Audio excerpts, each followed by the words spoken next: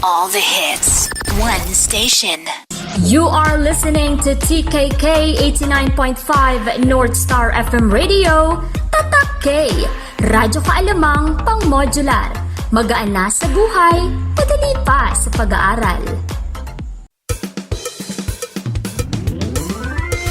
Ito ang TKK North Star FM Radio.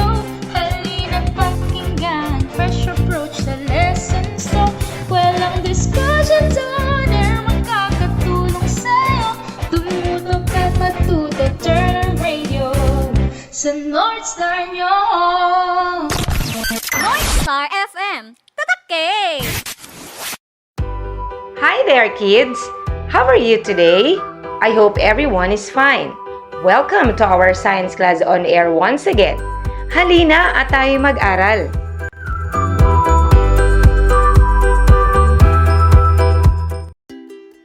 We are going to have our fourth lesson this quarter. At this point, we are going to talk about other forms of energy. Can you guess them? Yes, they are heat and light energy. Before we proceed discussing our lesson for today, let us recall first the lessons that we had last time. Yes, we talked about energy and two of its forms. Energy, as we had described, is the ability to do work. No work or activity will be done without it.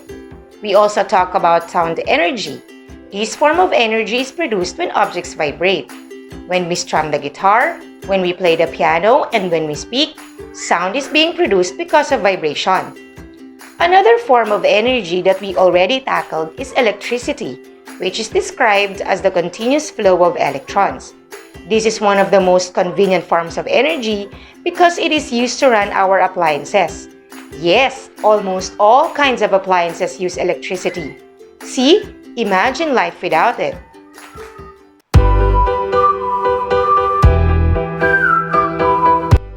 As we move on, kids, let us focus on heat and light energy.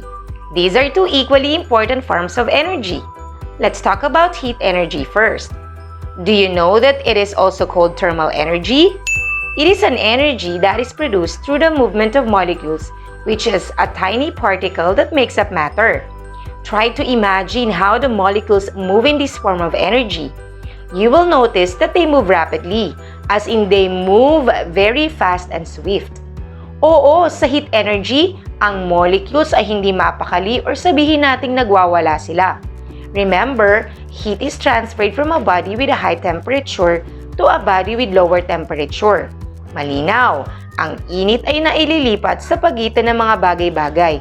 It can be transferred from one solid matter to another solid matter. This heat transfer is called conduction. It can also be transferred from gases or liquids, and it is called convection.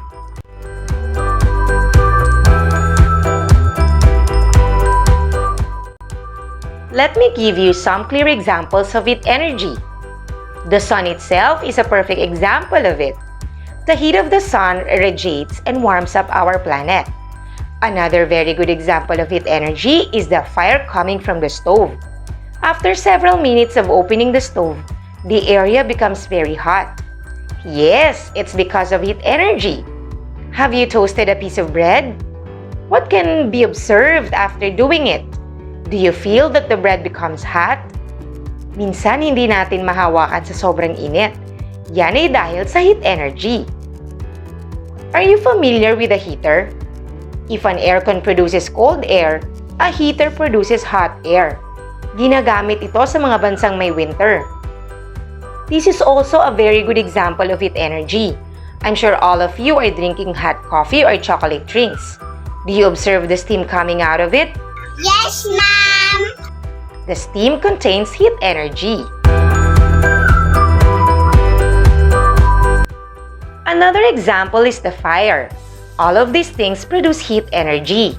Do you notice that ice melts after getting it from the refrigerator? Do you ask yourself why? Right!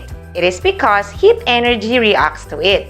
Microwave oven is also a source of heat energy, which causes the food placed into it to become hot.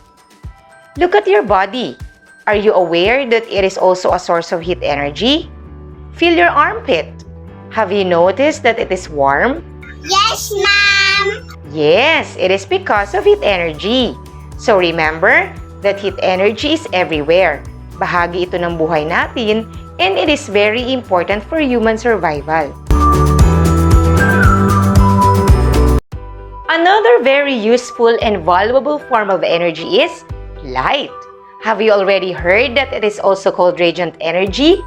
Light energy is transported and produced through the vibration of exceedingly small particles of matter as it travels through electromagnetic waves.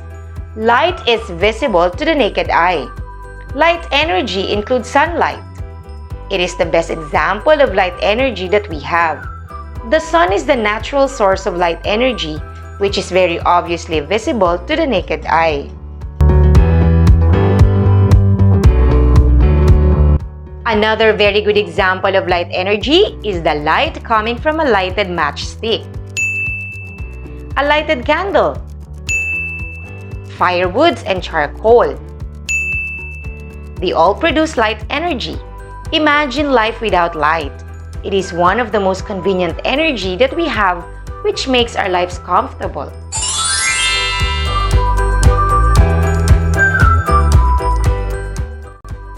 Now that we have finished discussing about heat and light energy, let's proceed answering the given activities.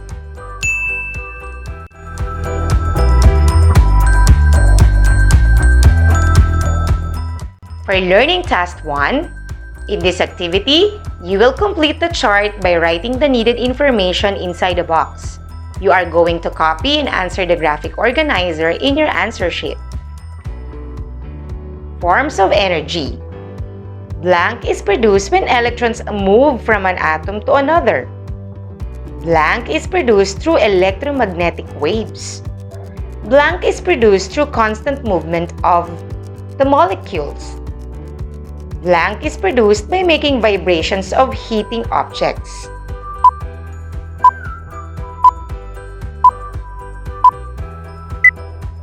For learning task 2, read the activity carefully by completing the paragraph. Write the word or group of words in the diagram presented. Use your answer sheet.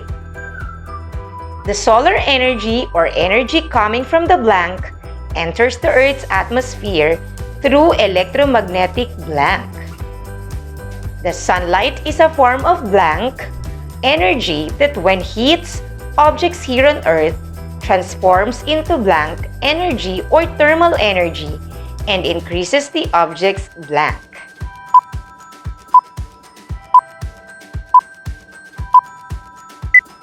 Carry on, kids! You have finished your task so well.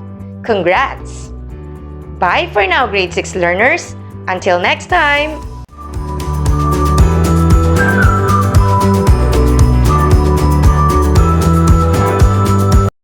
You are listening to TKK 89.5 North Star FM Radio, Tatak K, radyo kaalamang pang modular.